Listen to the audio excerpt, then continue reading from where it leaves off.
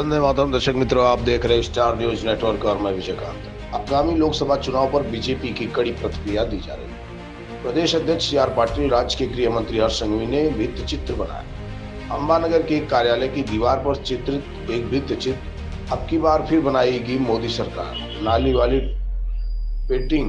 बड़ी संख्या में वहां पर कार्यकर्ता मौजूद रहे और उनकी मौजूदगी में ये लोकार्पण किया गया।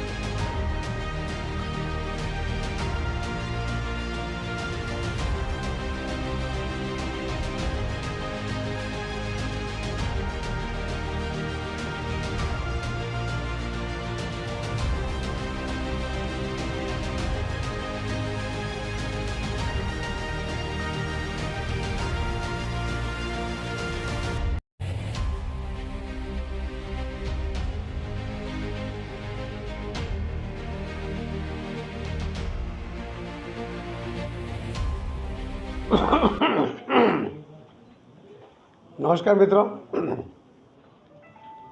2024ના લોકસભાના ઇલેક્શનની તૈયારી ગુજરાત પ્રદેશ ભારતીય જનતા પાર્ટીએ શરૂ કર્યું છે। અમારા રાષ્ટ્રીય અધ્યક્ષ શ્રી જેપી નડ્ડા સાહેબ ગુજરાતમાં આવ્યા।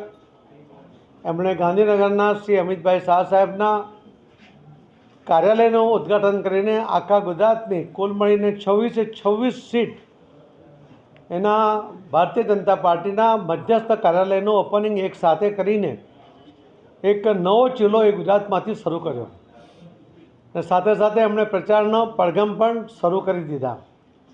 ત્યાર પછી પણ અમારી અનેક મિટિંગો, અનેક મોરચાઓ સાથે અને કાર્યકર્તાઓ સાથે એ શરૂ છે એની વ્યવસ્થા પણ અમે ગોઠવાઈ રહ્યા છીએ।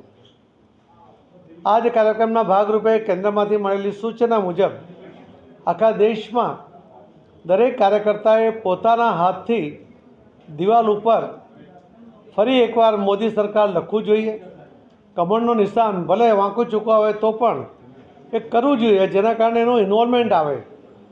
એ પ્રકારની એક ભાવના સાથે આખા ગુજરાતની અંદર ભારતીય જનતા પાર્ટીએ આ શરૂ કર્યું છે।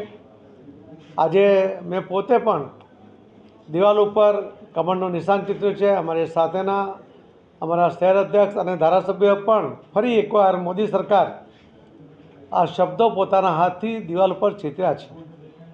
ભારતીય જનતા પાર્ટીના કાર્યકર્તાની ઓળખ છે કે પહેલાંથી એ દિવાલ ઉપર પોતે જ ચિત્રામણ કરતા હતા અને એના દ્વારા પોતાનું ઇન્વોલ્વમેન્ટ આવતું હોય, ભલે ગમે એટલો મોટો કાર્યકર્તા હોય પણ એ પોતે પેઇન્ટિંગ કરતો હતો અને આ વખતે પણ અમે ગુજરાતમાં શરૂ કર્યું છે। એના કારણે કાર્યકર્તામાં જાગૃતિ આવી છે। આજે સાંજ સુધીમાં પણ અમદાવાદમાં પણ દરેક દિવાલ ઉપર આ ચિત્રામણ થાય એના માટેની સૂચના પરમ દિવસની મિટિંગમાં આપવામાં આવી છે અને આખા ગુજરાતમાં આ કાર્યક્રમ અમલમાં મૂકવામાં આવ્યો છે। धन्यवाद। आगे की जानकारी के लिए बने रहे, देखते रहे स्टार न्यूज नेटवर्क। जय हिंद, जय भारत।